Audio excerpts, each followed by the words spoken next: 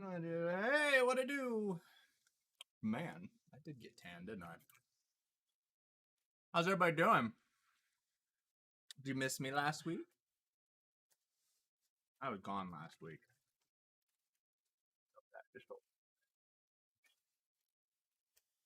We just made mouth noises the whole time. It's just like an hour of mouth noises. We'll That's do that what next April Fool's Day. That's all ASMR is. Just an hour of mouth noises. Yeah, you're right. You guys, It's a lot of different adult movies, isn't it? we're gonna pretend he didn't say that. Guys, happy Friday. I know that you guys were expecting us to talk about the Star Seller badge this week. Thing is, there's been no updates. There's no new information. If you want to know all the rundown about it, Pam Duthie has a great video. She has several great videos talking about exactly what it is. So for me to tell you guys what it is when there's nothing that we can do about how it currently is, and it's currently very, very messed up.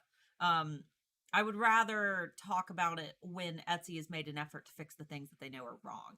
And trust me, Etsy does know that there's a lot wrong. Thankfully, the Star Seller badge isn't going to go into effect until September, so we don't need to worry about it. Hopefully, before then, they will have sorted out a lot of the issues that they are definitely aware of. Now, if you have a specific issue that is keeping you from ever becoming Star Seller, for example, we have a lot of people who say that they shop on Etsy, and every single time that a seller messages them to thank them for their order, if they don't reply to that seller, it counts against their shop's response rate. I'll be back.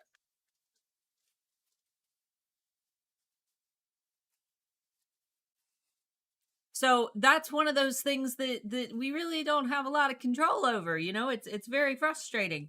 But Etsy is very aware of a lot of these issues. However, if you have an issue that you don't think that they've addressed yet, or that you haven't seen anybody else talk about, because there are new issues coming out by the day. Please stop moving, chair. Then make sure that you reach out to them. I see a lot of people complaining in the Handmade Alpha Facebook community, and I know that it's a place where you can vent. If you're not a member, links down below. You guys are free to vent there, but there comes a point when venting doesn't help.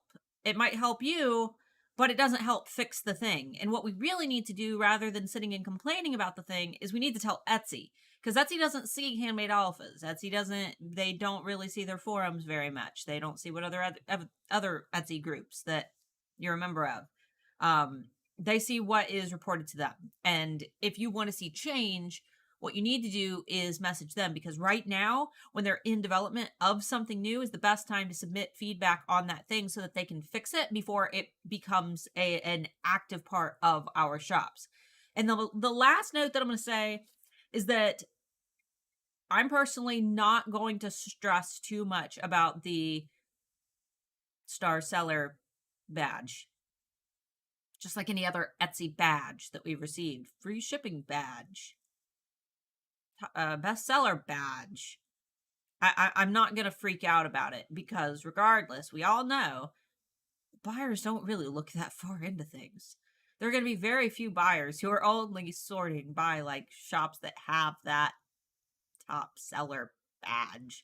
And I think that as long as we've got good reviews, and you can look at the shop and see the good reviews and see and read the good reviews and see customer photos, and the listings are clear, and we've got, you know, a nice looking shop with a good track record, that's going to be what's most important. So we're going to focus on, you know, maybe talking about what Etsy's actually been able to change once they make those changes. But like I said, if you want more about the Star Seller badge, check out Pam Duthie's channel, because she has tons of videos on it. There's no need for me to repeat it when she's already covered it. And Pam's a really, she's got a great channel. So go check her out. Okay, now that we're past that, we're going to be talking about holiday prep today, because it is August. This is when we tend to see the very first little blooming searches for holiday related products on eRank. I've been working for eRank now for going on 2 years, but I've been working with eRank for going on 5 years, I think. That sounds about right.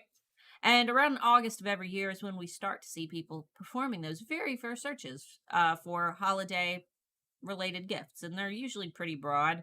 You see a lot more of those like just gift idea searches because people are just accumulating ideas. Maybe they're sitting and making a little list of things that they might buy. But right now is a really great time to start preparing because we want to appeal to those shoppers. And if you notice you get like a lot of favorites and stuff, who knows? Maybe you're on somebody's to buy later list. Welcome back. Excuse me. Sorry. Body rejected my breakfast. So. Did you get sick? I sure did. Do you not want to be here? No, I'm good. Don't scarf your breakfast down because you're in a hurry, folks. See what we do for you guys? You see the love? The love? Oh, can you turn up your mic? Our mic is outputting to the point where it's almost in the red. Yeah. So, and it did this. Did they have complaints about that last week? Yes. No, not when it was just me. Okay. Yeah, I don't know what to say because our stuff's outputting. I can take a picture of it and show you. It'll start clipping if we turn it up anymore. If we do it any higher, it's just going to start to turn into robot voices, and we can't do that. Yeah, so crank up your speakers. All right, let's see. Somebody had asked me how the show went. It went wonderfully, actually. When I went back to your other videos, the volume was loud, but this one and the last one I've got on full blast in the monitor speakers, and it's still low. Yeah, I have this turned up all the way. Let me, you do your thing. All right. I'll see if there's anything that I can fix while we're in stream. If not, you might just have to blast it. Sorry if we're looking off today. We're like both sick, but... Yeah, I woke up sick today. Sick, but don't be alarmed. It's because we're cleaning and there's a lot of dust in the house. So just from all of the moving things around, and it's got our allergies going a little bit crazy. Let me see.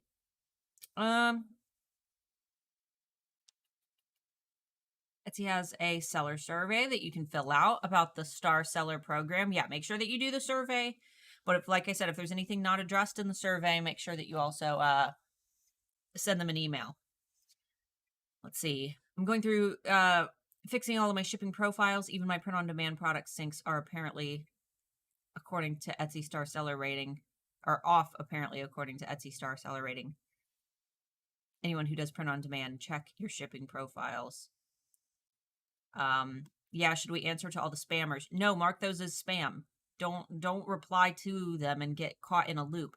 Mark them as spam. Just keep in mind that if you have like an actual seller, like they send you a swipe file or something thanking you, don't mark that as spam because that can count against their shop, and that's not nice to do. But if it's someone legitimately spamming you, then yeah. I'll do that. Yes, everybody says that it's fine. Some people say that it's having issues. Some people don't. I mean, I can turn the gain up just a little bit more, but any more than that, and it's gonna start clipping. All right. Let's see. I'm just seeing if there were any last minute. How do you mark as spam? It should be somewhere in the conversation. Start clicking around. You've got it up. I don't pull up your Etsy messages and start clicking around. It's in there somewhere. Yeah, it's in there. I can't remember like exactly what screens look like by memory, but it is on the screen when you have a message pulled up. Somewhere on the screen. Let's see. All right. I think we're good. Okay, guys. Today we're going to be talking about some of the things that you can do to get ready for the holidays early. I remember it was like, I think the week before last, I posted one of my Starla Says quotes on in the Facebook group and on, I think I posted it on Instagram. I can't remember. But anyway, one of those said that those sellers who are not preparing for the holidays, something about like, we will know come holiday time. We will know come winter time who did not prepare. Yes. The reason for that is because those are the people who will complain and freak out and not know what to do. And they're panicking and, oh my God, everybody's making sales, but I don't. Nobody likes my products. I should just quit. I should give up. No. Nah, don't do that. No, it's because you didn't prepare. Right now, I know that it doesn't seem like, Christmas time, and it doesn't feel like Christmas time. It's hot outside. But people don't buy Christmas gifts in December. They buy them early. You want to plan early. That way you can make sure that you're optimizing for when people are actually shopping. And those initial holiday shoppers start in August, and it is August right now. The months that I would definitely make sure that you're optimized by are October and November, because those are the hot months for actually shopping. So today we're going to talk about a couple things that you can do to get ready ahead of time, because most of you were in the comments of that post that I made and you were saying, okay, this is great, but what do we do to prepare? What do you mean by prepare? Prepare simply means that you need to get your shop to the point where if holiday shoppers flooded in by the masses, you would be able to cater to them and you would have your shop exactly how you want it to be, and they would know that you were ready for the holiday in turn. So let's assume that we are preparing for an amazing holiday season, whether you have a small shop or a big shop. It is going to be a good holiday season, I think. I feel it. Yeah. I feel it. And even if you're a small scale seller and you don't have a lot of sales, it's better to overplan, because we've had plenty of years where we've underplanned and we have been left without supplies. Remember, we were left without envelopes a couple times. God, yeah. We had to and it wasn't because it wasn't because we thought we were under preparing. We bought a lot of stuff and it just ended up being a lot more than what we thought. Yeah.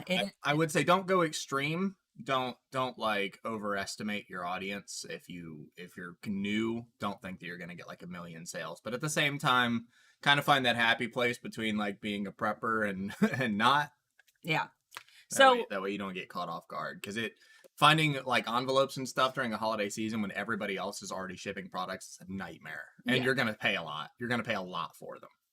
So the first thing that you want to do, if you've got plenty of time ahead of you, I'm counting August as prep month, maybe a little bit of September. First thing that I want to see when everybody says, oh, I'm prepping my Etsy shop, I don't want to go into your shop and see listings that only have one photo in them. I don't want to go to your Etsy shop and see listings that have like super blurry, unedited, raw, straight off the camera reel photos on them, unless you've got a fantastic, wonderful photography eye. I want to see crisp, clean photos. I want to see 10 photo slots filled or, close to. And I know that this can be hard for some industries, so I'm going to give you a couple little hints.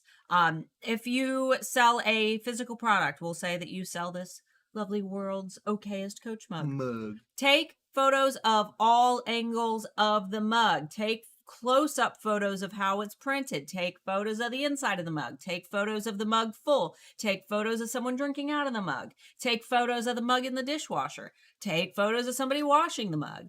Take photos of the mug in the microwave if it's microwave safe. Take photos of the mug at all different angles, every side. Is there a print on both sides of the mug? You should be able to see every detail. For example, like ordering mugs. We were looking at some mugs yesterday, and we were confused at first as to why there was one little tiny loop like on the bottom of the mug. And it's because it's a 1-finger mug. It's where you put your whole hand around it. But that would really suck if I went to order that and I didn't have a pinky, right? So make sure that you can tell every detail about the product that you're selling. Yeah. Even if it's something that you wouldn't necessarily care about, especially if you sell like jewelry pendants, what the back of the pendant looks like. Some people don't like hollow jewelry. Some people like full jewelry. Some people don't like full jewelry. They want the hollow back, or they want it to be able to tell that it's weighty. Nobody's going to say, wow, there are too many pictures of this thing. And if you have trouble thinking of those last photo slots, which I know that it's hard, you can use some of your final photo slots to put info cards or little, images that have information about the product. Make one your shipping deadlines and put all your shipping deadlines on it. Make one everything that's included, or if you've got a return policy or care instructions, put that on a photo. Make a photo with the link to your email list and social media accounts. Follow us here and then put them all there. Make one with a QR code to claim a coupon code. There's so many ways that you can use those photo slots. Don't leave them blank. Those are all different opportunities that you can use to form a positive impression. And if you do print on demand, I know that this can be hard because we get, a set amount of mock-ups. I would say that for your products, if possible, try to order one of each of the things. And I know that, if you sell like 1 million t-shirts, that's not possible. But try to take some of your own photos if possible. And then I also recommend using a big, vast, array of mock-ups. Don't just stick to the ones that Printful gives you or whatever service. You can take those, and what I like to do is I like to take the ones that have the backgrounds and go into Canva and remove the backgrounds from them and almost style my own mock-ups with my own backgrounds. I've also, for example, in Alpha Adapt, which is linked down below if you want to look at some ideas for our mugs in Alpha Adapt, I took the mug mock-up and I did one where it's like sitting inside of a microwave, but it's all just stock photos. It's all things that I found stock. I have one where it's like floating into a dishwasher, which once again, just stock photos that I threw together. I've got one where it's sitting next to a laptop with the Friday Beans screen on it, and that's all stock. It's all mocked up. So just try to be creative with it and don't just settle for what they give you. Be creative with the mock-ups that we're provided with when it comes to print on demand shops. And no, you're not going to be able to get 10 photos every time, but you can get it pretty close. And figure it out. Yeah, and if you do print on demand, just check Alpha Adapt for some ideas. You can see that we use a combination of photos that we've taken. For example, I've got photos of me wearing this shirt, but then there are other colors of this exact shirt in like blue and black, and we use the mock-up photos. And if you're one of the shops that like you absolutely can't get 10 product photos in there, especially during times like the holidays, you can have your disclaimer stuff, you can have like holiday shipping information. Like there's a whole host of different things that you can do that aren't the actual product itself if you need to fill like a slot. Yeah. And assuming that you have your photos all done and pretty, make sure that you also take some time to get some listing videos in there. Obviously, if you're doing mock-ups, that's hard, but you could do a slideshow. For Printful, you get like those t-shirt mock-ups with a transparent background. You could have like them like pile on top of each other, and it almost look like a real like almost stop motion type video. There's so many things that you can do. You can use the Motion Leap app and just take a still photo and add little effects to it. And, you know, if they're paid membership, I highly recommend, not an affiliate, but they've got lots of really cool, like you can put an owl that moves its head on your shoulder, and you can put sparkles coming off of your products. Sparkles. And you can, there's one of a coffee mug where it's like a top down photo, and you can take the spinning coffee and put it into whatever mug you're photographing. So lots of cool ideas there. There is a free version, and it's got a couple cool graphics, but the paid membership is pretty cheap. And if you really wanted to, you could get it just for marketing for the holidays and then stop your subscription. So that's the Motion Leap app. So get some listing videos in there. Listing videos currently don't count for your like SEO. They don't help your ranking or anything like that. But that could be the thing that converts a shopper into a buyer. And not only that, but Etsy is beginning to show listing videos in a search page. What I mean by that is when you type something into your Etsy search bar and it takes you to a page of different product listings, you're starting to be able to see those videos right on that search page. And it looks like those little thumbnails are moving, almost like when you go to YouTube and you hover your mouse over a video and it starts to actually like play a little preview of that video. So that's something that would make your product really stick out on a search page, especially in saturated industries. So let's see. Sorry about that. Our female cat is in heat. Yeah. She was about to start screaming. So if you hear her screaming, you know why. No, I locked her upstairs. Okay. All right. Do we have any questions before I move on to our next steps? Let's take a look. Sorry if we're a little slow today. I'm apparently very sick. Let's see. How about a photo with dimensions? Yeah, absolutely. Photo with dimensions. Photos with dimensions are extremely important. We do one with, or we did do one with a jewelry business where we would put the keys for her jewelry on a ruler to actually show like the length of the. Yeah. Have you created any Hanukkah transparent images? I have not, but I can. So yeah, we can. We can throw them into our holiday mock-ups for this year. Yeah, if we redo those. I did. You did. I did some very Christmas specific ones, but then I did a lot of generic wintry ones as well to kind of hit the other holidays. I think that there's like some snowflakes and stuff. So there are some non-Christmas specific, more winter themed. What do we got? That's it. Okay, cool.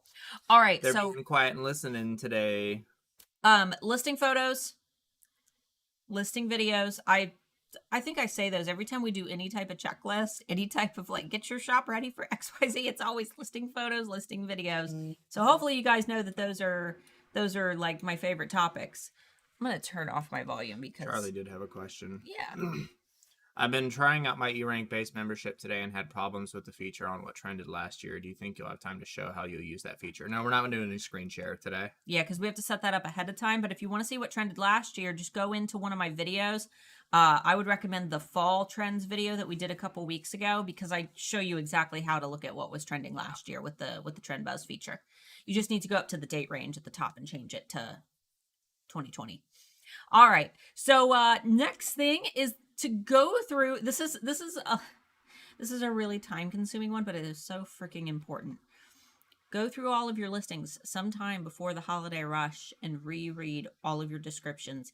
Even if you did some type of copy and paste like template, we just noticed in Alpha Adapt, our Alpha Etsy shop, that I had called one color of something a different color of something, because I had copied and pasted, because the product was the same. It was just like a different colored shirt or something.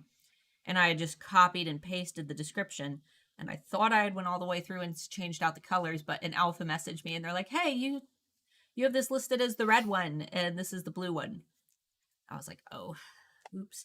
So make sure that you go through and reread your descriptions, because there might be some issues that you didn't catch when you wrote them. I just added the Grammarly extension to my desktop. I highly recommend it. It's good for proofing. It is good free. for proofing. It's free. It is it's like how when you type something on your phone, if you misspell something and it just automatically fixes it, it'll do that. But it's a good version of it. Yeah. It will give you, if your sentence sounds wonky, it'll underline it and it'll tell you that your sentence sounds wonky, and it'll give you suggestions on how to change it. And that's just with the free membership. So, Bubby, what are you doing? That's just with the free membership. So I don't know what all the paid membership has, but the free membership has been insanely great for email communication, for, writing descriptions. I recommend everybody run and grab that, especially if you, struggle with English, or if English isn't your first language. I think that this would be a really great tool as well, because I know that structuring sentences can be a little bit difficult, and you want them to, make sure that they're hitting the ears correctly. So might be a really cool tool to use if that's been an issue for you in the past, or if you're just not great at writing, it might be something cool. I'd also really like to highly recommend. I've been using the Opera GX browser for a while now. I switched from I've been a Google Chrome user for a long time now, and I switched over to Opera GX, and I think especially she hasn't switched to it because she's but it's very useful, especially if you're the kind of person that has to use a lot of different social media stuff. If you need a VPN, if you use an ad blocker, it's all built in. You're able to prioritize using the browser, or if you're doing something like you're using Photoshop or Premiere Pro or something like that while you're editing, you can actually limit the amount of RAM and CPU usage that the browser is using. That way your programs can use all that they need.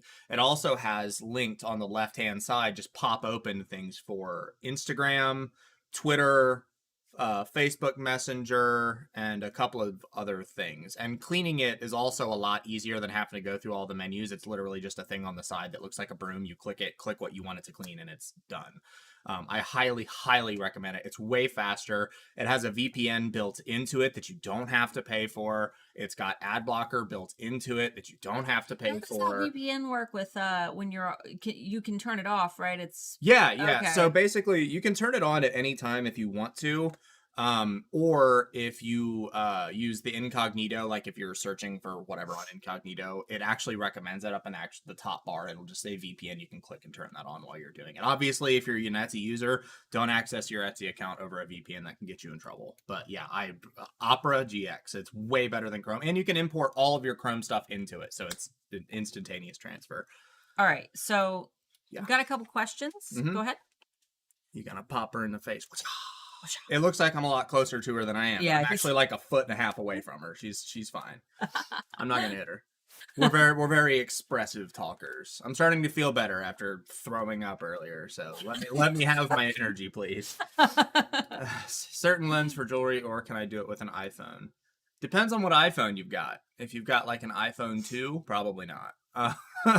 If it's a model from like the last 5 or 6 years, you should be fine. All right, let me give you a couple personal notes. My phone. I've got a really good phone. I've always had a really good phone. We always buy whatever the newest phone is.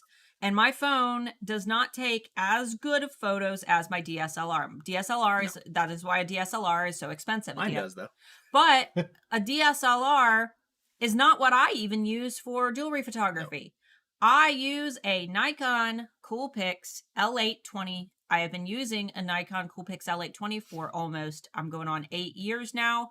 It is my favorite camera for jewelry photography. I switch it over to the close-up settings, and it takes fantastic close-up images, even better than my DSLR does. They are still pretty pricey because it's such a good camera, but it's not as expensive as a DSLR. Now, there are some exceptions to that.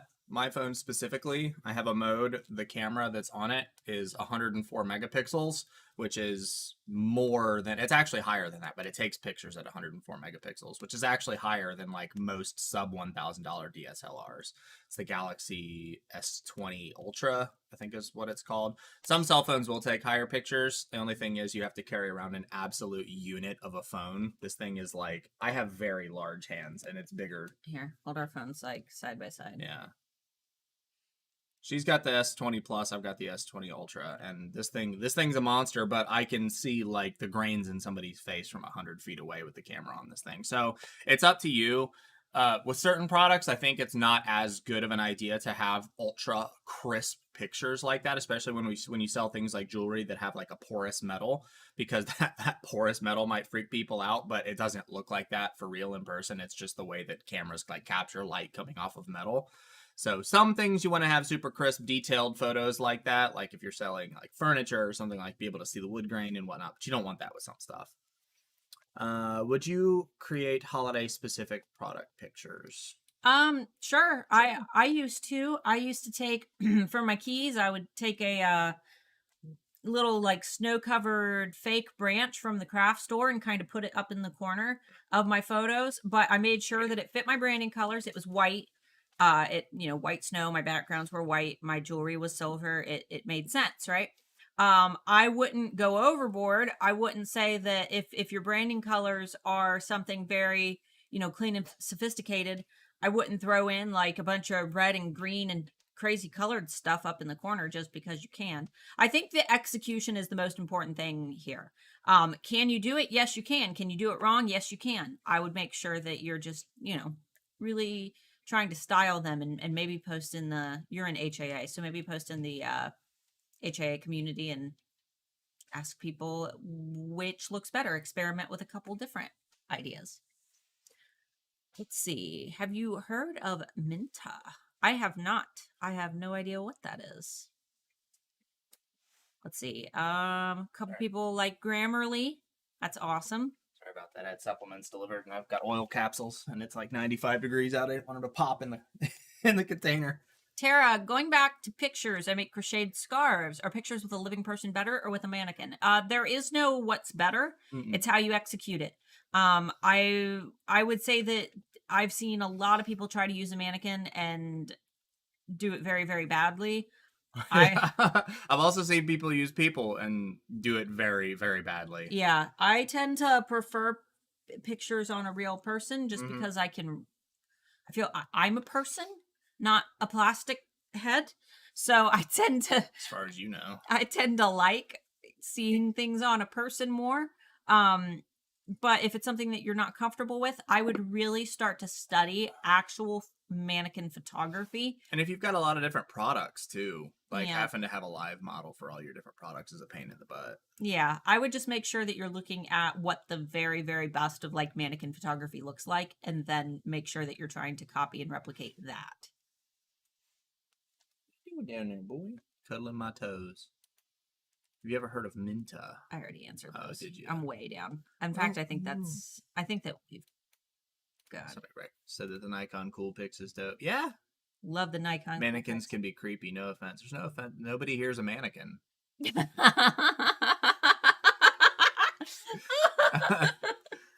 Nobody's gonna be offended. No one's offended. Unless there's one of those people here that's like a strange addictions person that's like married to a mannequin, but even then I don't know if their feelings matter at that point. No, we support you in your mannequin wife, husband. Husband.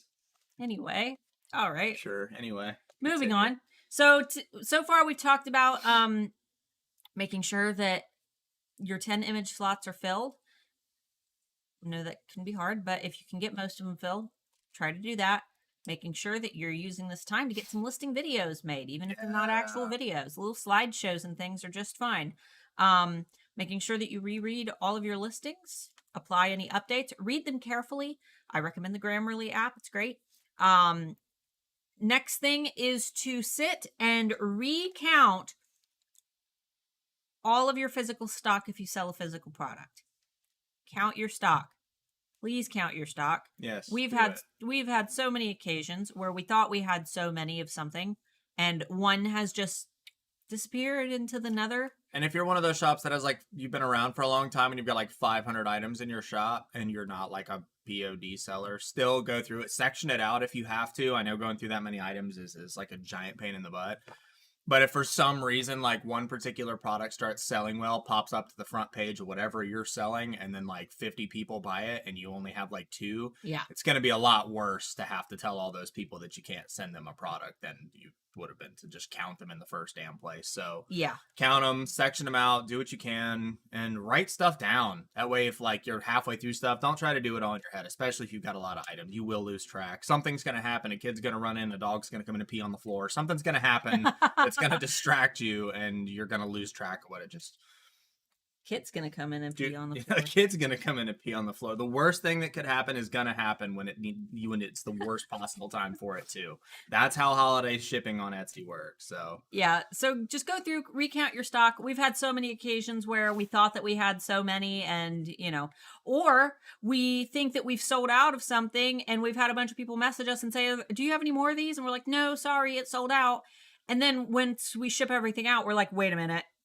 There are 3 left. Either we messed up and didn't send somebody their item, or we miscounted." yeah, most of the time it's because we sent somebody else an extra key or something. Yeah, so just make sure that you are recounting everything ahead of time.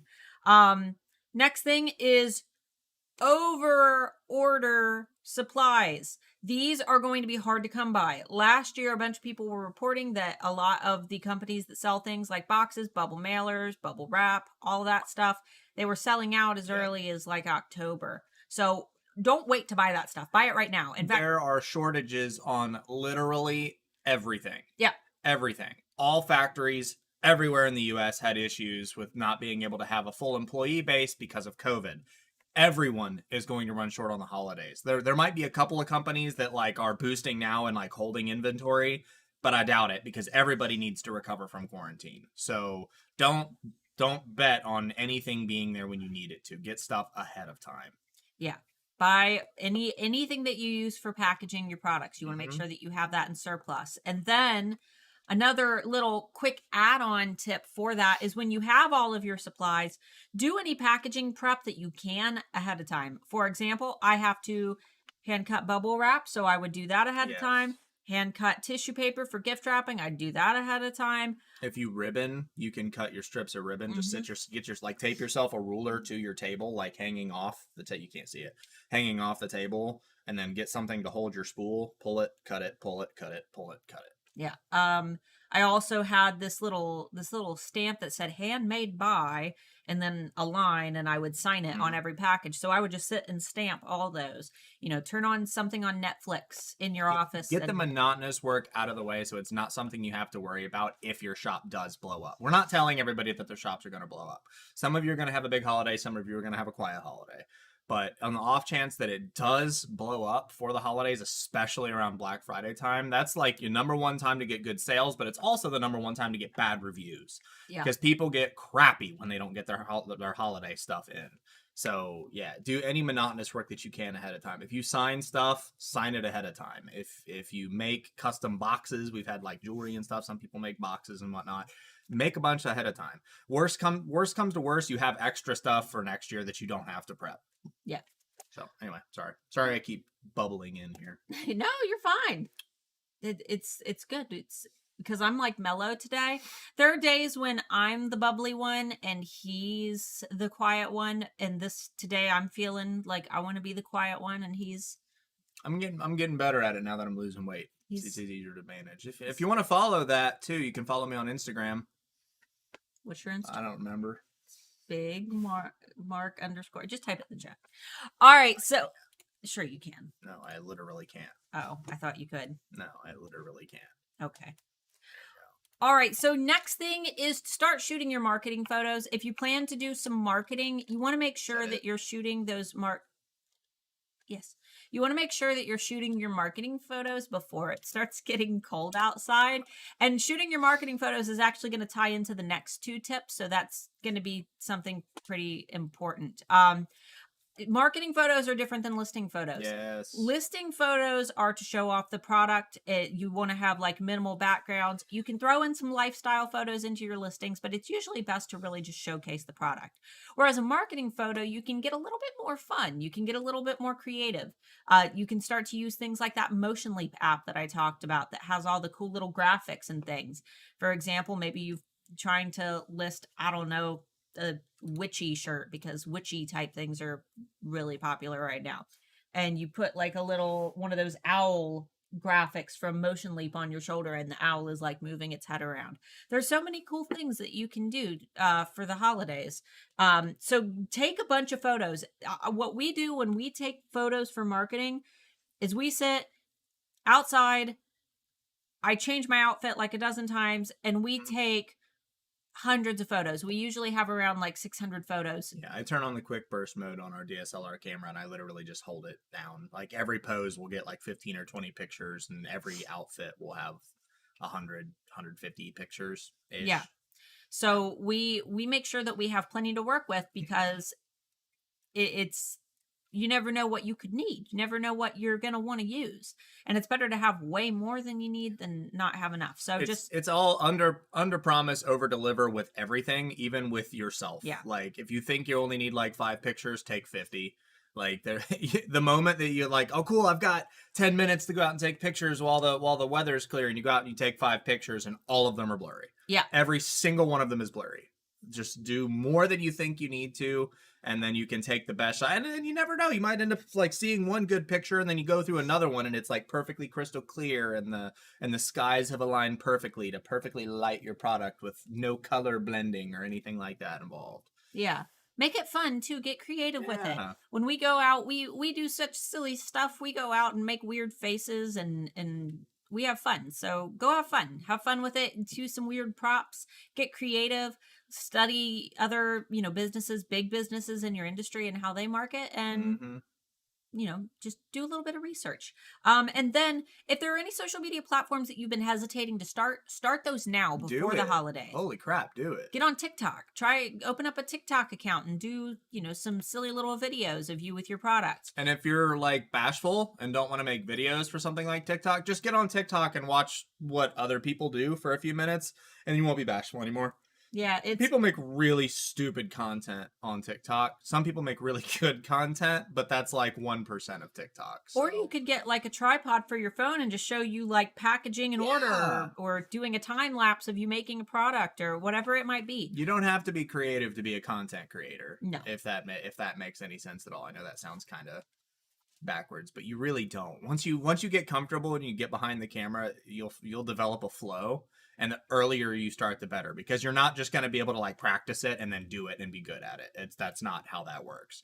You can practice it all you want, but the moment you turn the camera on, you're going to seize up and get weird. So just start, do it, do whatever you think you can. Don't plan. Don't do too much. Don't like think that you need to have the best of everything when you go to do your recordings and when you do your TikToks and stuff like that. Just do it. Mike, what's your, do you mind, Mike, you've got a great TikTok account. Do you mind if we shout out your TikTok? And if so, can you tell us, I can't remember what your actual username is. Only if you're comfortable though. But you've got a really great TikTok account and you are far from, I know a lot of people are like, oh, TikTok's for like teenage girls. And you are far from a teenage girl and you have a fantastic TikTok. It's not. There's no such thing as a platform for just like one age group of people. All social media is for every group of people. Like if you're a dude, don't feel bad using Pinterest. I personally don't use Pinterest. I don't like it. I don't like it as a platform, but there's no such thing as don't do that. Yeah, and you know, this isn't just Embrace the weirdness. Yes, embrace the weird. Be weird. this isn't just TikTok though. If you've been waiting to start an Instagram, if you've been waiting to start a Pinterest, whatever you've been like procrastinating on, go ahead. Okay, so start those crazy social media accounts that you've been holding off on doing. And then once you have those started, and assuming that you have a lot of marketing photos taken, get into like your Canva account, get into your iPicky account, get into the Motion Leap app, start creating different types of content in large batches, and then use a scheduler. Facebook has one built in. If you connect your Facebook page to your Instagram account, you can schedule it all together from your Facebook business suite, and it'll post directly to your Instagram. But sit down and batch that content out. I manage so many freaking Facebook and Instagram accounts. I manage the alphas. I manage his band. I manage E-Rank. She co-manages the band. She's the content creator for the band. Right, but I'm saying that I manage I'm just taking ownership because I'm a man and that's what I do. I manage your social media. Everything that I do, I schedule out way ahead of time. His band is scheduled up until October. Yeah, like end of October. Alphas are scheduled up until end of September. E-Rank is scheduled up for the next like 5 weeks. I create content all at once, and then I will spend an entire day just scheduling it out, making sure that I've got Instagram and Facebook connected. That way it all goes, to both platforms. And then I just sit and I make sure that there's something for every day. Little bit of something for every day. Not the same thing, not replicated content, slight variations. Canva is my best friend here. I use Canva nonstop to create pretty much every single thing that I publish. And if you guys want some examples of how I do this and what this looks like across multiple different industries, you guys are free to follow some of the things that I do, some of the accounts that I manage. E-Rank is E-Rank Pro. Look at how I post over there versus my personal Starla K Moore, where I post alpha content and personal. You can see what that looks like. I've got one from my book, The Channel. You guys can find that at Explore the Channel. I'm type that in, dog. Explore the Channel. I'm currently marketing my book, and my book isn't even going to come out until probably January, but I'm pre-marketing it, and you guys can see what that looks like. Don't tell them about your special thing you're doing. We talked about yesterday. For your book. No, never mind. She doesn't even know what she came up with yesterday. I don't remember. I'm doing something apparently. The Instagram thing. Never mind. She's clueless. Oh. Just go. Anyway. Oh, that. Yeah. That. Like, it wasn't like a super huge thing that you came up with yesterday. I forgot. Well, I'll tell him if it works. That's it. That's an experiment. And then his band, The Rendering Silence, if you guys want to see how I market a band, you guys can check that out too. But I market everything that I do it a little bit different. Everything that I do, I change it up. But there are a couple of things that are always consistent. And that's that I always use Canva or iPicky. I always make sure that what I'm doing is cohesive and branded. And I always make sure that it's scheduled ahead of time. That way I don't have to do a lot of work up front. That's how I'm able to manage so many accounts all at once. I have 8 Instagram accounts. 8 or 9. God. 8 or 9 different Instagram accounts. And I'm active on all of them. So just making sure that you're able to batch that content out. So take your marketing photos now. Yes. Get creative. Anytime inspiration strikes, take some fun photos. If you have a silly idea for an Instagram photo, or if you are inspired by an ad that you see on Facebook, write down that idea and then make it happen later. And I'm gonna be real. I keep like an actual notepad with me now. I know, yes, we all have our phones. We can message ourselves on Facebook and whatnot, but it's not the same as having a physical pen and paper. You don't have to like open up an app and figure out where an app is. Just keep a little thing, especially for all you females, just if you carry a purse, like just keep a little notepad and a little pen in there. And if you have an idea and you're not in a place where you can like do that idea, write it down real quick. Everybody's going to think you're creative for pulling out a notepad and writing something down. Unless you're like mid-conversation and then the person might think you're talking about them. But yeah. Absolutely. Plan your ideas out. Don't let yourself forget ideas. I'm the kind of person where I have ideas like right as I'm trying to fricking go to sleep, and I will roll over, get my phone out, and message them to myself if I have an idea. Don't let ideas go to waste. Yes. Continue. All right. Well, we've only got a couple more, so let's go ahead and see if we've got questions. We'll bang out a couple of questions here real quick. My stomach is killing me. Got a lot of people saying TikTok is amazing. TikTok's where it's at. Mailer suppliers, please. Whoever you can. We use Amazon. We use Amazon. Bezos. Yeah, just when it comes to really specific questions, Handmade Alpha Facebook community is probably, because I can tell you where I buy mine, but I'm not everybody, and I might not use the best suppliers. Yeah. So Handmade Alpha we use Amazon. Community. I know a lot of people don't like supporting Amazon, but us not supporting Amazon isn't going to make it go away. So would you advise having a nice sale for the Cyber Week for smaller shops? Yeah, absolutely. When we get closer to the holidays, all I'm going to talk about is Black Friday sales. But if you guys are impatient, go back and watch last year's Cyber Week's sale videos. Watch all of my Black Friday videos. I will be screaming about Black Friday from the heavens in just a couple weeks. I just figure you guys aren't ready to hear about Black Friday yet. So, but Black Friday, even if you live in a country where it isn't popular, it's popular in the US. So if you sell to the US, you're going to want to optimize for that. Why did our video just get like 4 times brighter? What happened? Pre-write your lost / late mail swipes. Get your shipping refund policies nailed down. Yeah. Get ready for that. USPS, like she said, that USPS didn't recover. It's never going to recover. Stuff that used to take a day to get to me now takes like 3 or 4. It's just going to stay that way. And they're going to keep stuff delayed out as much as they can to ensure that they like win.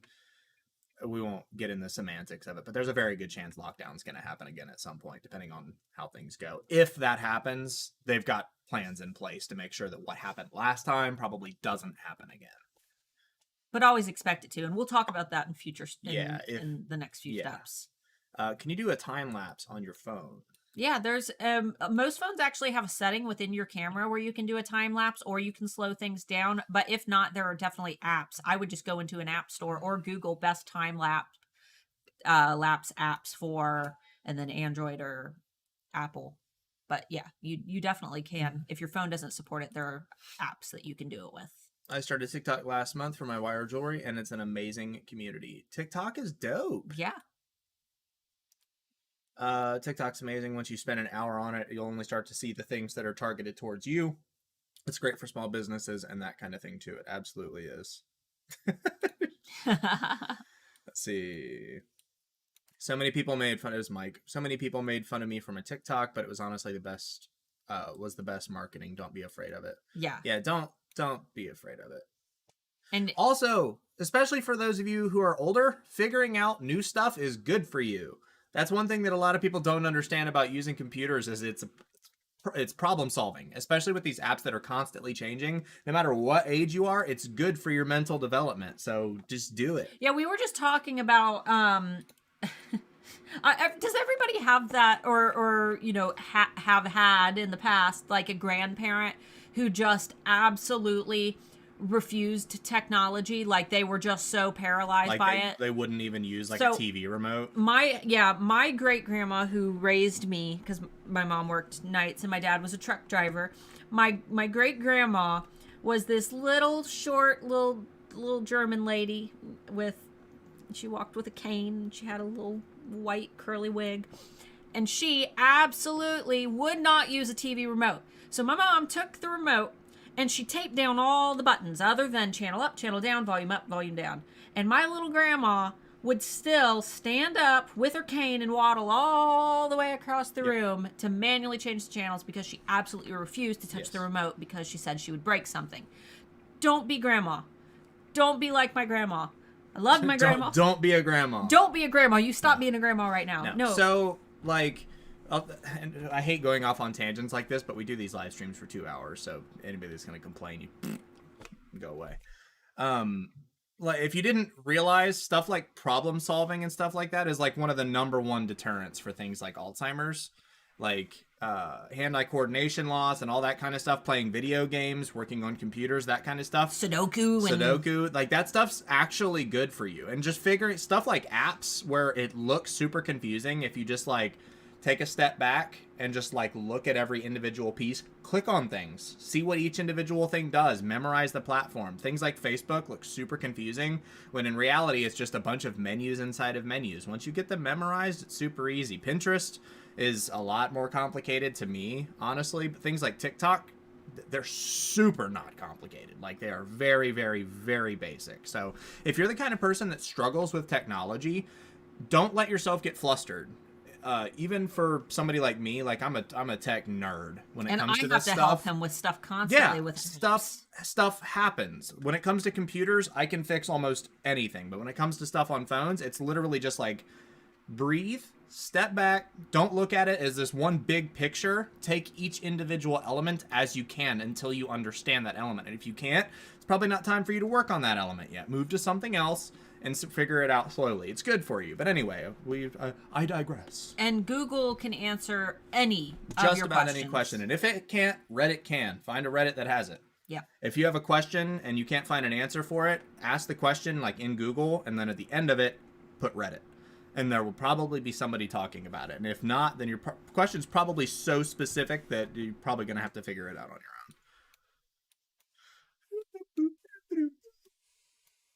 TikTok only has short videos, right? What's the length for TikTok? I can't actually remember. I thought they extended it. Do you guys remember? I haven't created one since this summer.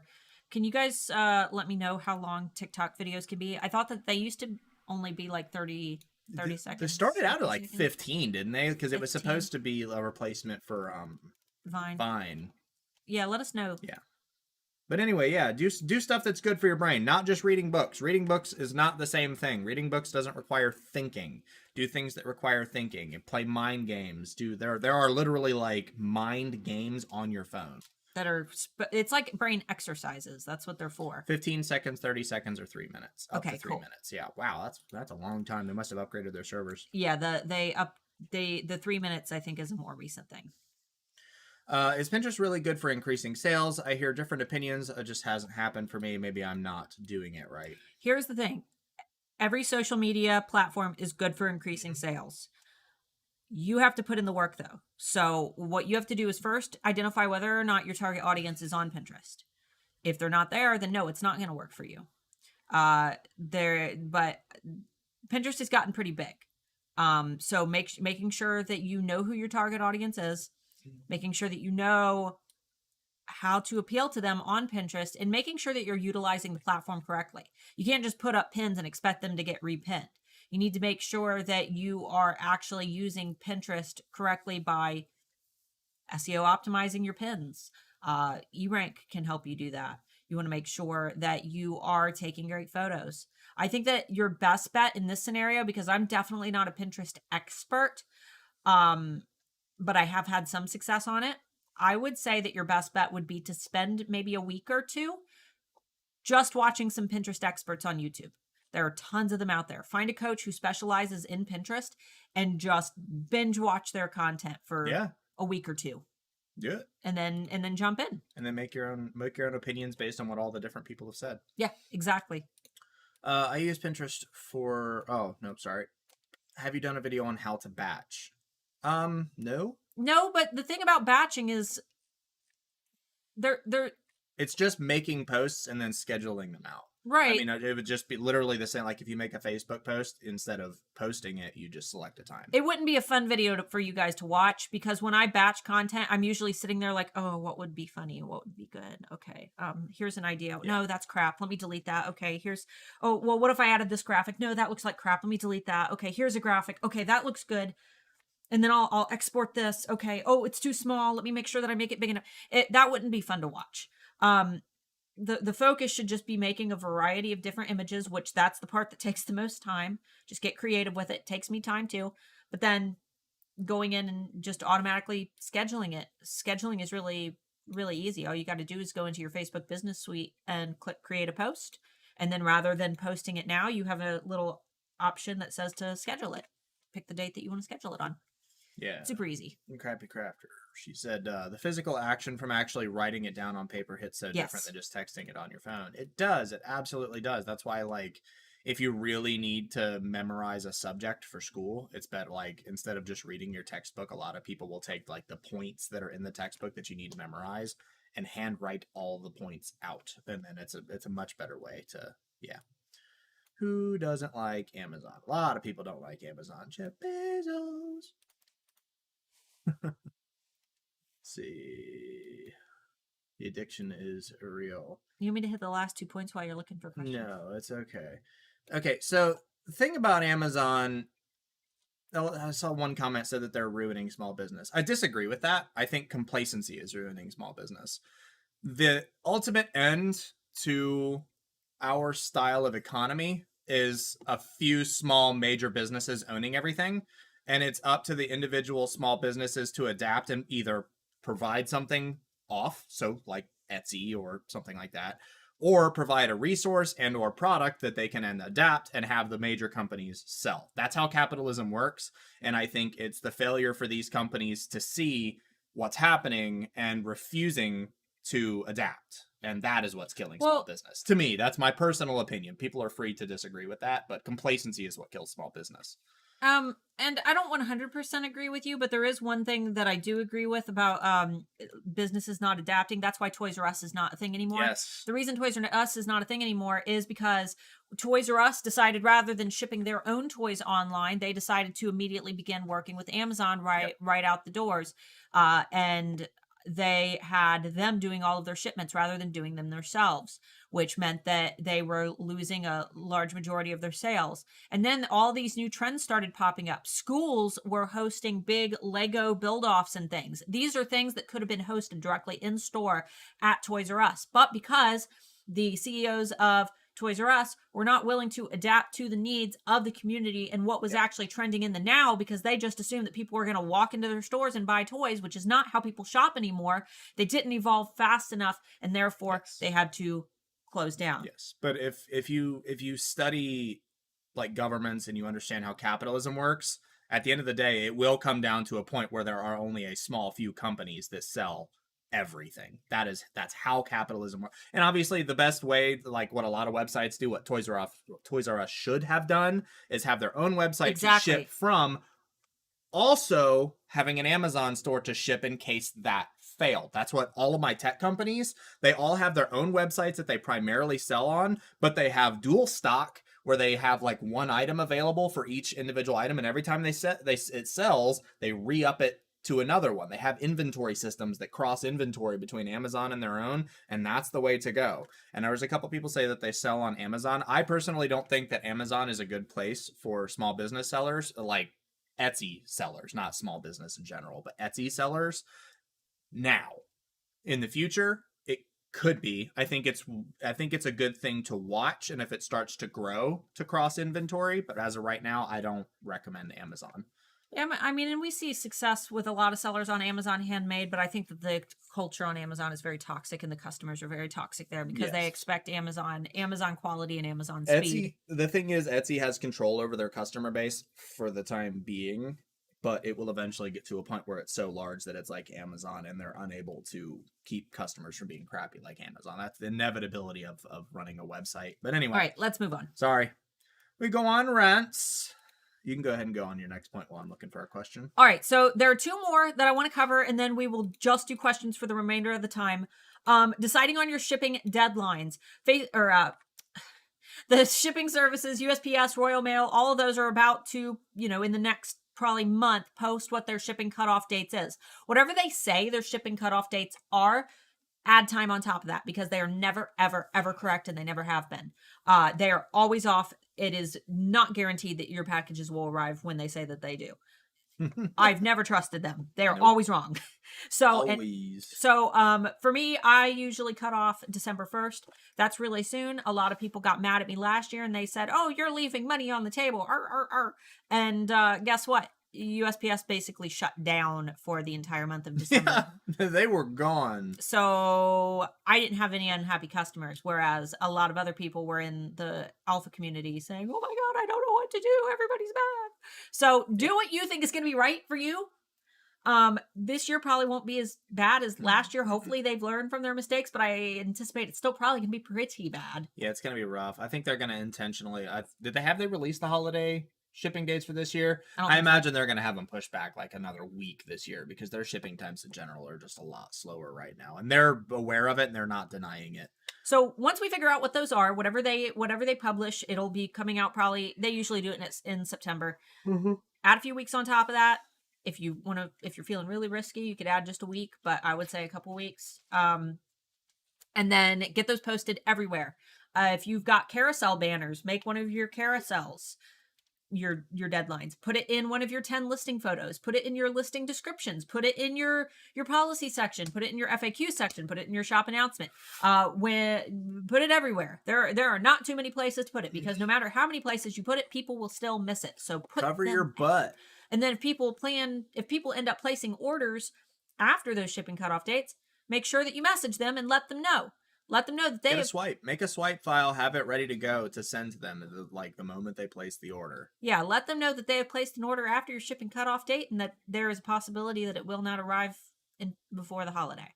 Still, please do your best to ship it as soon as you can. That way, there's a possibility they may get it. Yeah. Because while you can fight a bad review, it's better to just not get it in the first place. Yeah, absolutely. And then the last thing is to review all of your policies. I like to use the FAQ section almost as an extension of my policies, though Etsy will not value those as policies. Nope. It's a good place to put extra things that wouldn't fit into your policies. But before you sit and review your policies, I recommend getting yourself a piece of paper and thinking of every single worst case scenario that could possibly happen to you.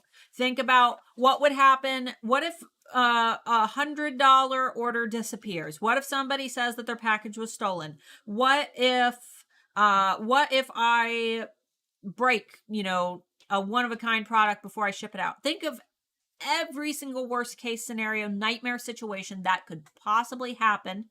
You can even go into some Etsy groups, forums, Handmade Alpha Facebook community, and read horror stories there. And then write out what you will do if that happens to you. Always have something, set aside for every single worst case scenario that could possibly happen. That way, if it happens to you, you will know exactly what to do. You'll have a plan in place, and you will know how to reply to that customer. You want to make sure that you have those plans in place, because what customers don't want when they message you and they say, "Oh no, this horrible thing happened," they don't want you to say, "I don't know what to do," or "I don't know why that happened," or "Oh, I don't know how to handle this."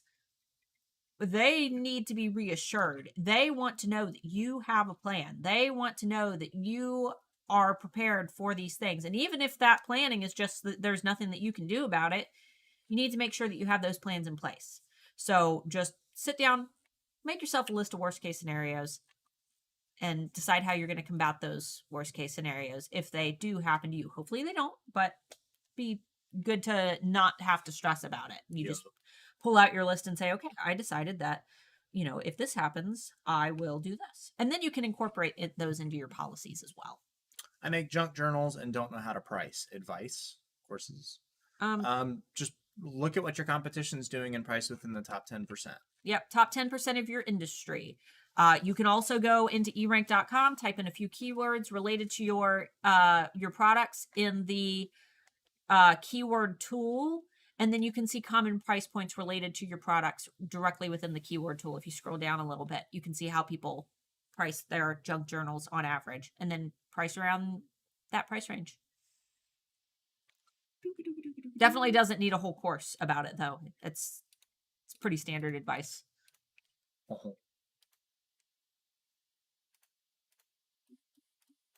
Okay. My statistic books requires all my capacity, but you're totally right. Do anything you can to prevent Alzheimer's. It's so scary. It is. Yeah. Crappy Crafter said I tried looking on if this then that, but there's no TikTok ones. I don't know. What would you use IFTTT for on TikTok? Well, what would be your... Like for scheduling? If this then that is like a commands thing that you can use. Like, if I do this, then do that. I imagine maybe like if I post this on Instagram, post this on TikTok. Kind of, I don't know.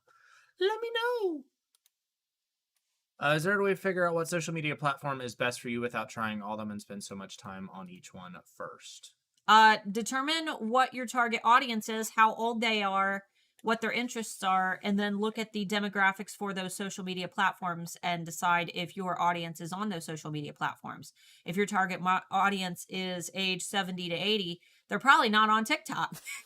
So Nope. if your audience is a lot younger, they might be.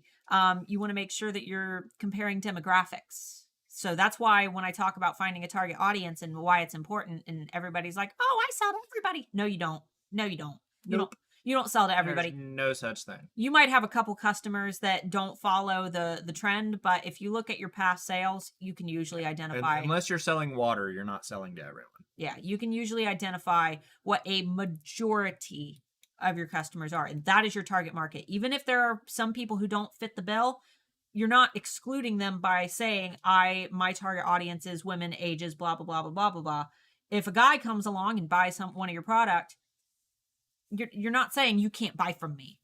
That's not what a target audience is. Not like a gatekeeping mechanism. It is a mechanism for you to market effectively and to be able to market on the social media platforms and pursue the people who are more likely to make those purchases. The other people, they're bonus sales.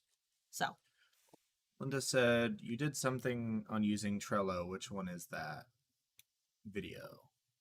I've done a couple videos on using Trello. We just did one. We just did a live stream a couple weeks ago. Yeah, it was how to start any business. I did that a couple weeks ago, like how to start any business, how I start any business, and then that was a couple weeks ago. And then even further back, I did one of the my top 10 favorite like tools, free tools, and I talk about Trello there as well. But the one about how to start any business from 3 or 4 weeks ago, that's the one there. I actually show you my Trello. I was going to make cottagecore ornaments this year, but when I searched Etsy to see how popular it is, I really didn't see many things being sold. Is it just so new it hasn't really caught on yet? People aren't buying ornaments yet. No, it's not a thing yet. Yeah, cottagecore just now got popular around Christmas time. You might have been able to do like a Christmas in July thing in June, May, but I would, if you're going to list those, I would do it now. That way you're ahead of everybody. Yeah. You're not seeing it probably because people haven't started shopping yet. And make sure that you're using other wording as well, because a lot of people might not know to use the words cottagecore. They might say like woodland, whatever, fairy house, whimsical. Try other keywords as well. But people aren't buying ornaments yet. Familiar Source said just sell on Amazon. It takes 10 minutes to set up and sell on there. I wouldn't necessarily say to sell on Amazon if you're running Etsy full time, because again, I don't think it's the best place. However, I also don't think it's a bad idea to go over and at least like reserve your shop name. Do what you can that way. That way, if Etsy does take a dive, that way if Amazon peaks up and becomes more popular than Etsy on the handmade market for some reason, you're safe. Yeah, there's no harm in doing that. I've got a Handmade at Amazon account that I applied for and got, but just put in for the account, log in like once a month, and you're good. List like one product with one for inventory, and your Amazon fees are crazy. Yeah, everybody's fees are getting crazy. Also, Amazon is full of small businesses. One of my main business goals next year is just says you've got a lot of people wanting to sell on Amazon. I just wouldn't put all your coins on it because Amazon is definitely like a tech website.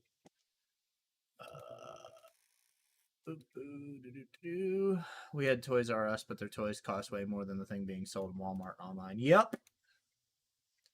Toxic customers are still customers. Yeah, but the more toxic they are, the higher risk of leaving a bad review they are.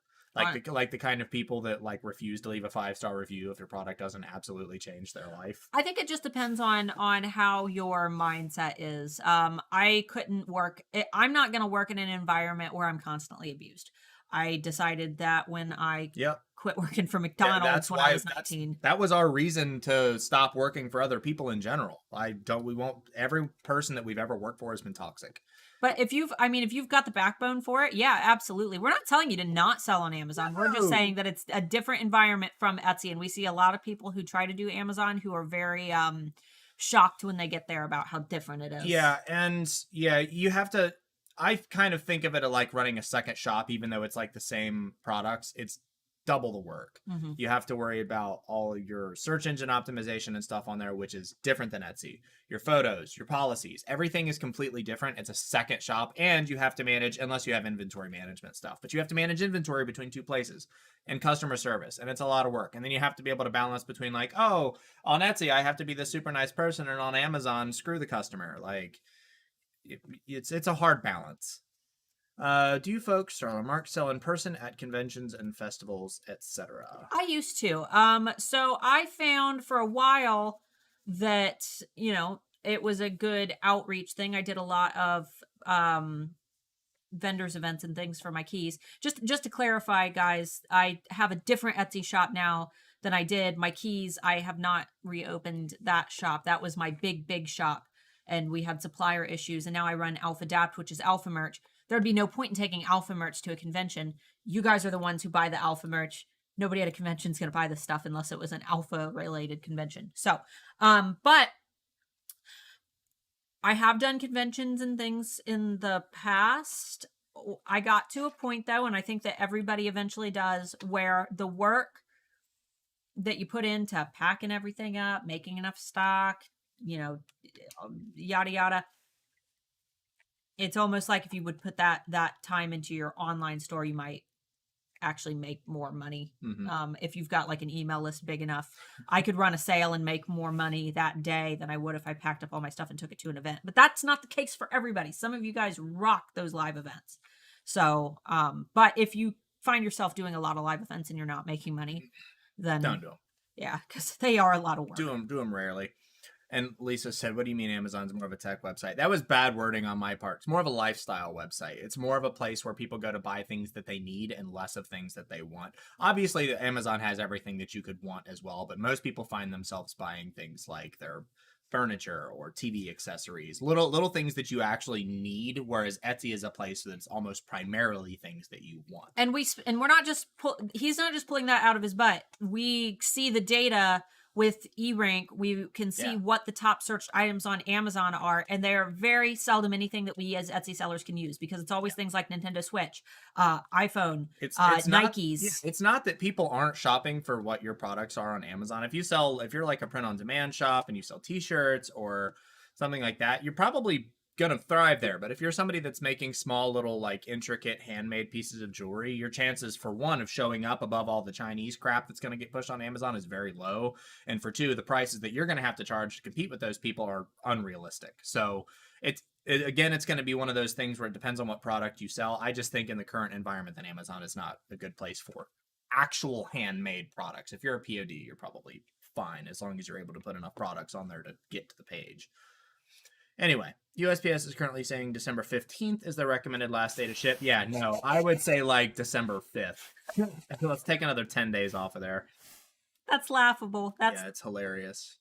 So yeah, again, sorry for my poor wording that happens when you live stream. I've already had orders for Christmas and Halloween all at once. I put all my stuff out for Christmas in July. I've saw a lot of that with Etsy this year. That's good though. Last year in the UK, I found Royal Mail gone due to pandemic early December. I moved to DPD shop to shop. They have shops within a few miles from most UK homes and deliver them usually by the next day. Cool. I'm not able to edit my policies, so I had to use the FAQs for this risk assessment and contingency plans. You're not able to edit policies? Are you not able to change your shop policies? You can edit them, but Etsy, if you created your shop after a certain date, it's like some people are grandfathered in where they can just put whatever they want in their policies. My Art by Starla Moore was, but there's also, if you created your shop after a certain date, you get this preset like thing that you have to work with that they give you. Yeah. So if you want to write anything by yourself, you have to run it off into your FAQs. Etsy doesn't honor it the same way though, but you can tell your seller, like your buyers, hey, this was in my shop. Yeah. With the star seller thing penalizing everything now, don't forget to extend your processing time to more than you need. The Etsy shipping system doesn't calculate bank holidays and etc. Good idea. Yeah, Etsy likes to do a lot of asinine stuff like that where they'll implement a policy, but then they won't account for things like holidays. So always be prepared for that. If it's doable, tracked shipping is a good thing to cover your butt. If selling on Amazon, watch out for California. if you let Amazon hold your inventory. Yeah, Amazon's having a lot of problems right now. See, last year I set up a sale that would have ended within the limits of USPS shipping, not very efficient. People started buying after the deadline. Luckily, I shipped priority, so I had no problem. Let's see if we get any questions here. Here we go. Beige Bird Studio. Should I get rid of free shipping since I'm wanting to ship to other countries besides the US? I can't up my prices anymore to cover shipping costs. Will it hurt my shop without free shipping? Nope. No. I didn't. I never shipped. You can just ship free for US. You don't have to ship free for international. I didn't. And Etsy at one time they were saying that they were going to prioritize listings that shipped free, but you can type anything into an Etsy search page. Go there right now and type in mug for mom into the search. And not every single item that pops up on that front page is going to have the free shipping badge, which means that Etsy ended up not doing that because they probably realized that that was a terrible idea and they can't, they shouldn't only rank shops based on if they can ship free or not. But no, it's not going to hurt you. I really don't know what cottagecore is. Think like out in the country. Like The Hobbit. Old dudes sitting on wicker chairs playing death metal on banjos. No. That's what I think. Think of the aesthetic of like The Hobbit and the little hobbit houses. Oh, yeah, like, yeah. Little cottages, like little cottages. Little cottages and flowers. And cozy. AlphaCon win. Okay. Man, so... I would love to do an alpha get together, but every time we've done a live event, there have been there have been like 2 people show up like that are specifically for us. And we do major cities too. So we've went to Pittsburgh, we went to Louisville, we went to Columbus 3 times now. It would probably have to be one of those things where we would pick a city and then do pre-sale. And if there were enough pre-sale tickets for that city, then we would take the money for that pre-sale and rent a venue in the city and then send out a date. It probably won't be something where we'll plan an event, pay for the venue, and then start selling tickets, because anytime that happens, nobody commits to it. So, and I know that sounds crappy, like you shouldn't do, but that's how it's probably going to have to be. We have an audience big enough that it could probably happen, but the thing is it's a worldwide audience. Yeah. So it's one of those things where we're probably going to have to pick like a major city. I think Chicago would probably be a good place to do it. And then people are going to have to fly in for it. But what would we do? Like, we could speak, but what could we do that would make it worth people flying in from all over the world to see? That's the question. Maybe when we hit like 100,000 YouTube subscribers, we'll think about it. But we're just at that point, we'll just like rent out a bar for a night and have people come out and have drinks or something. I don't know what. I would hate to, every time we do decide to do an event, and that's why I'm not doing any events this year, even though they're opening back up. I mean, yeah, Sandra said that would be cool, a show with all the like alphas being vendors. That would be cool. But again, that's people having to fly with their products. So. Yeah. You guys don't live close enough to Ohio. If you sell holiday seasonal items, is it common to have a fall Black Friday like sale and the traditional Black Friday sale? I mean, it's not traditional, but you can. A fall Black Friday. Black Friday is you sell it's not, there's no such thing as a fall They're saying, should you have like your own big sale in the fall and then do Black Friday? Don't overthink the wording. You can. You can do a sale whenever you want. I wouldn't do one too close to Black Friday though, because your audience will get kind of sick of you spamming them nonstop with sales. Yeah. So if you're gonna do one in the fall, make that your only one. I wouldn't do like one in September and then like do Black Friday in November. Have your small normal sales or coupons or whatever for your VIPs, and then do Black Friday. Yeah. Woo! Craft fairs and festivals seems like a great place for new vendors to get eyes on products, and a good place to get pics to expand your brand. It's good for lifestyle stuff for sure. That's what we get. We have a lot of pictures that we've gotten that are lifestyle. Passing out business cards and things and getting email list signups as well. Amber Marie isn't here today because she's at a fair. Is she? Yes. She's been really active with those this month. Yes. Dev made a really good point here. Amazon's best for either ready to ship or items that you can ship within 1 to 2 days. Amazon customers expect Amazon speed. And the thing is, I'm fully aware of that. And if my product doesn't ship from Amazon, like I have a thing that I'm been waiting on for like 2 weeks for her to ship. It drives me nuts when a product doesn't ship, especially because a lot of people pay for Prime. Prime is next day shipping. I'll get on that website, and a lot of the times will filter to Prime only. So if you're not willing to ship stuff in like a day or two, like your chances of getting bad reviews are pretty high, because it's a platform that promises a speedy delivery. It's not Yeah. just like a customer, and it's a relationship with the customer and the platform. Amazon promises speed with the shipping. So if you're not keeping up with it, then Amazon is not the place for you. The official deadline for international shipping before Christmas is the end of August. They take 3 weeks max to ship, 2 weeks regular delays, 2 weeks pandemic delays, and 6 weeks customs delays. Holy crap! I'd stick to December 1st. Yeah, I wouldn't ship any without a disclaimer. I wouldn't ship anything after December 1st. Obviously still ship stuff, but let your customers know that there's a chance with delays, especially international, that stuff's not going to show up. Oh yeah, definitely not international.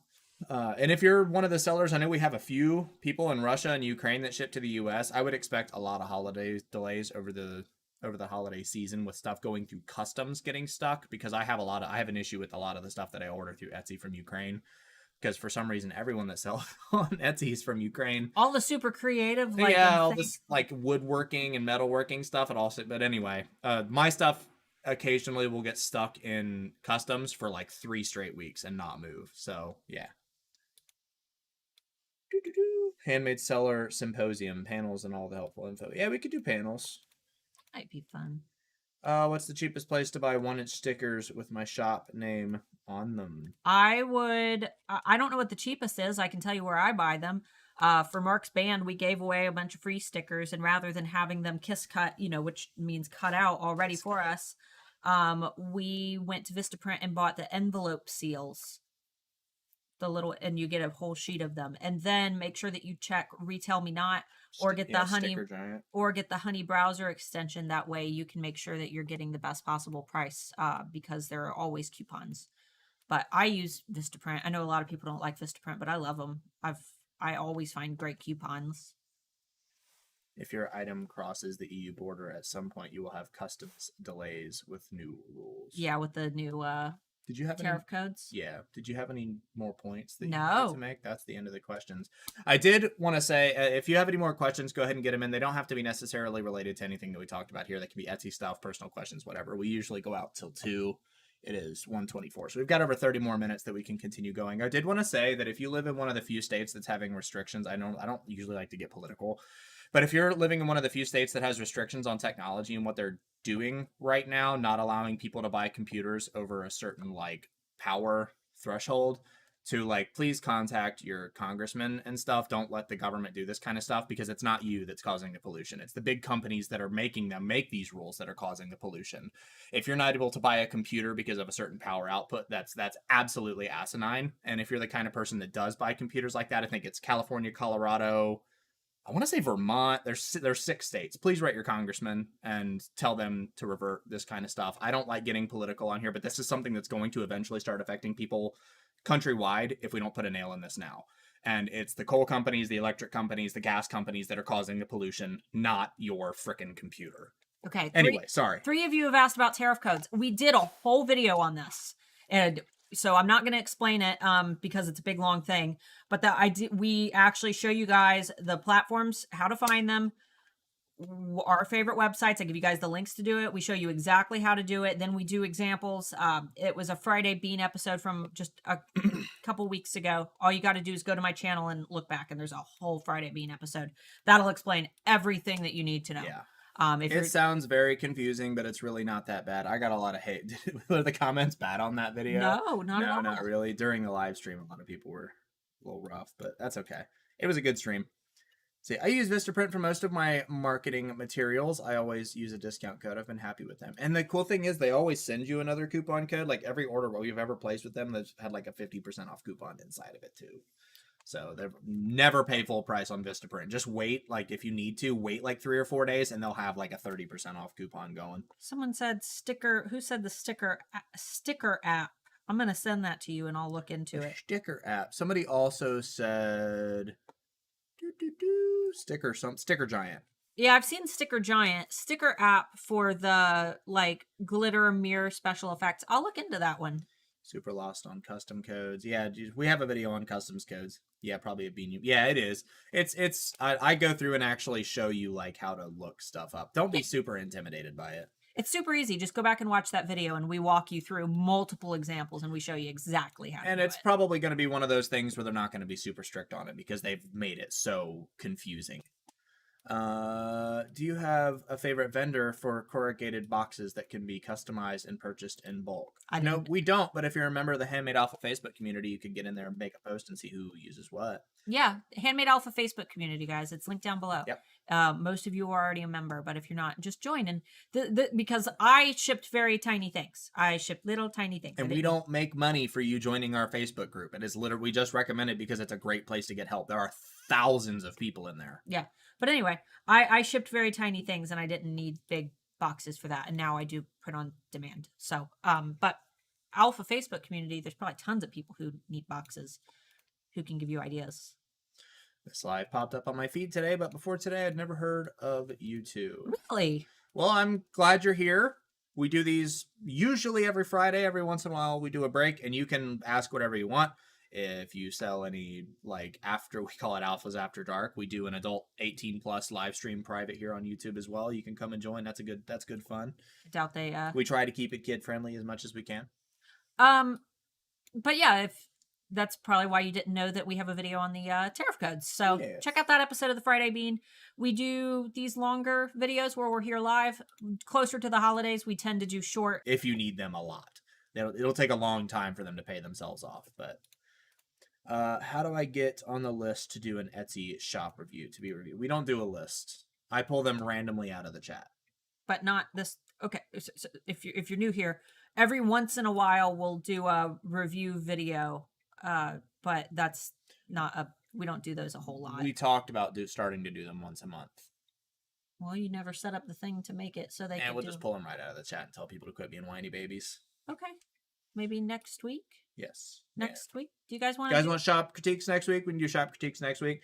Just pull them randomly out of the YouTube chat. We'll have people. Last time that we did it, we had people like submit their shops and then resubmit their shops when they started to disappear. So we'll probably do that next week, and then people that are whiny babies can get kicked out.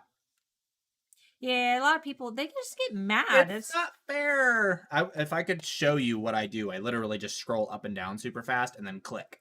And then whatever my thing highlights on, I do that or whatever the next one is. Justify it.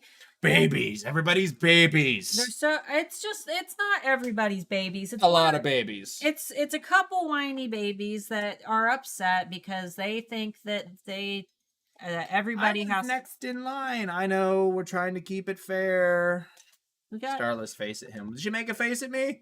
What face did she make at me? What face did you make? I'm gonna go back and watch it, you brat. Oh yeah, I forgot it's recorded. Yeah, so I can go back and see what she did. What did she do? We never go back and watch these, just so you know, just so you guys are Unless aware. I say something really stupid that has to get taken out, just that's happened. Occasionally that happens. I get a little flustered sometimes. I talk before my brain comes up to the front, you know. Also, if you want low MOQ for art prints, non-archival cat print has been amazing for me. Yeah, whatever like language you just spoke. Whatever. I don't know what any of that means. That's print speak. Print speak, gotcha. Print speak, art prints, cat print for prints. Okay. I believe you. He doesn't. See, you can tell that we're not in your industry. They're laughing at us. I'm also very tired. I threw up right when I started this live stream. I'm not here. Katrina is laughing at you. I'm glad. I'm gonna go back and watch it and see what face she made at me. She's a brat. All right, guys. It doesn't look like we have any more questions. Nope. So we love you. We'll go ahead and pop it off for this week. Make sure you give the video a like. I keep forgetting it's over here. Give the video a like if you haven't already. Subscribe if you also haven't done that. What do y'all sell? This. What do we sell? I used to sell. I was the world's biggest skeleton key necklace designer, which sounds crazy, but there were actually a lot of us. And then we had some supplier issues. I did that for around 9 years. And that shop is now just kind of sitting in limbo. And now, because the alphas are so big, we sell alpha merch. Oh, there it is. So you can find our alpha shop linked down below. It shows Amber as being the shop owner. We run the shop together, but I give all the money to Amber because she's saving up. She lives in the UK and she is saving up to come here to hang out with us. So no more skeleton keys ever? No, it's not that I'm saying I don't know yet. And everybody's like, "Oh my god, you're not doing it anymore." It's not that I'm not doing it anymore. It's that at this time my life is so busy that is something that I am not focusing on at this time. I have so many other things, most of which are for you guys. Yeah, she's got all of her stuff. We've got the alphas. We've got Alpha Dabs. We work for E-Rank. I've got my band stuff that I also manage. Like, and I wrote a book! And she wrote a book, yeah. Who's going to read my book?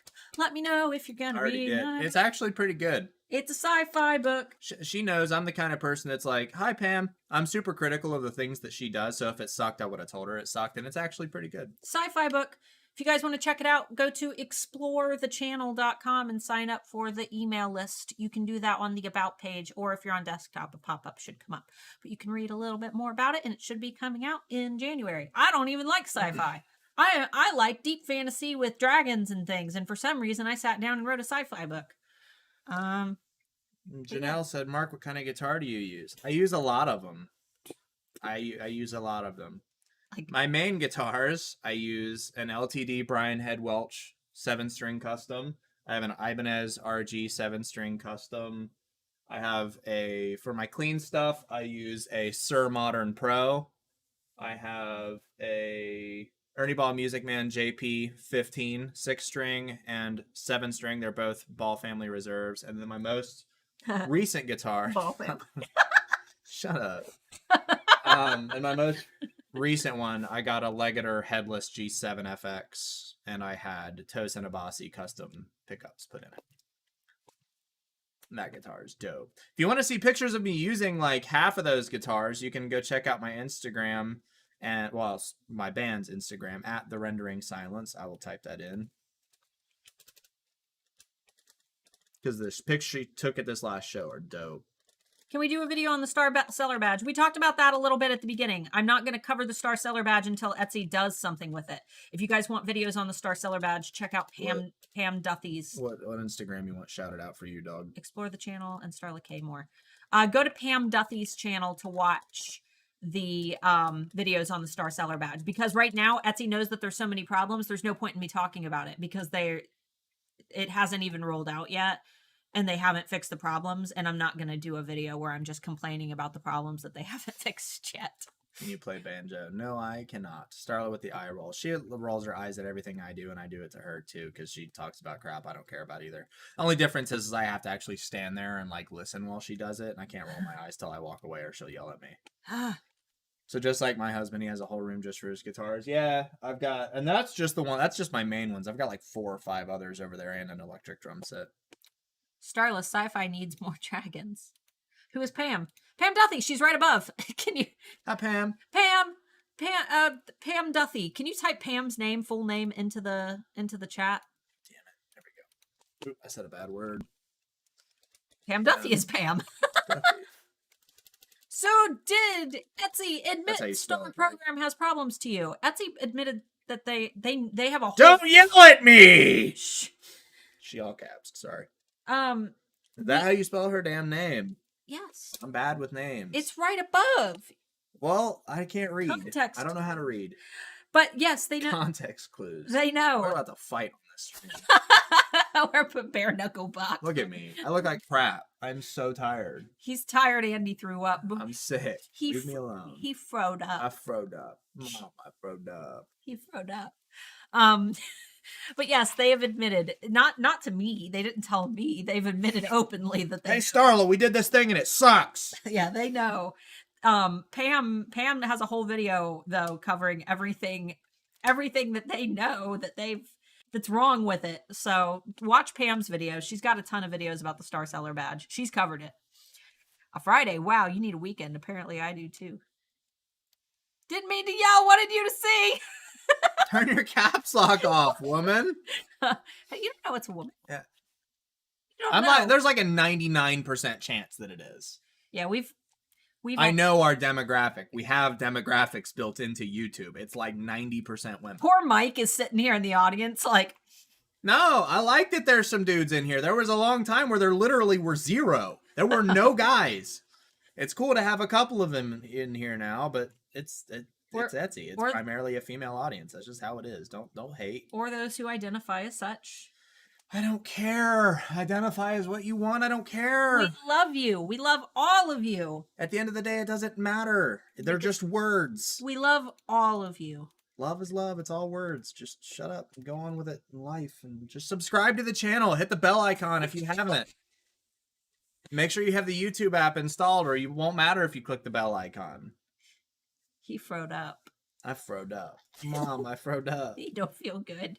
Now he getting mad. No, I just don't feel good. I have to go to the gym today. I'm not gonna. I'm just gonna go. I'm gonna pull this chair over there and I'm gonna sit there all day. All right. Etsy isn't answering mails though. I filled in the survey too. Pam said Etsy said that they're working on several things, but fill in the survey to tell them if there's anything specific. They are very slow at answering their emails. That's kind of funny since they want us to reply within 24 hours or it affects our Star Seller badge. But we won't talk about that. And you should be able to just, Crappy Crafter, you should be able to just right click Pam's name, I think. Nope. If you scroll over her name with your mouse and click the little three little dots, you should be able to actually go to her channel if I can frickin' do it. Yeah. Just search Pam Duthie. Excuse me. Pam Duthie. She has pretty hair. You can't miss her. All right. Yeah, okay. Yeah. But yes, it is just her name, I believe. Pam Duthie. They haven't replied in 6 days. That's Etsy, dog. They're busy. Yeah. They're still a relatively small team of people, believe it or not. Yeah, but they want us to reply. No badge for Etsy. I love badge for Etsy. Pam says that. Pam goes, no 5 stars for you, Etsy. And I lost my mind in that video. All right, guys. We love you guys. Thanks for hanging out. Thanks for putting up with our crap. You guys always put up with us. We love you. Thanks for hanging out. We'll be back next week. We'll do shop critiques next week. Don't send those to us ahead of time. We'll take them live during the chat. But since you've made it until the end, just be aware that if you want to try to get your shop critiqued, be here next week at noon Eastern, 11 a.m. Central, 9 a.m. Pacific time. We'll be here. We'll be here. We'll do as many of them as we can. 5 p.m. Europe, right? UK? Yeah, 5 p.m. in the UK. 5 p.m. UK. Gotcha. All right, guys. Have a good weekend. We love you. Mark's going to go. I'm going to go over here and play Cyberpunk for the next, 8 hours. He's going to go. He froed up. So I froed up. He froed up. So he's got to go. I should probably eat something. Yeah, you should go. I should probably try to eat.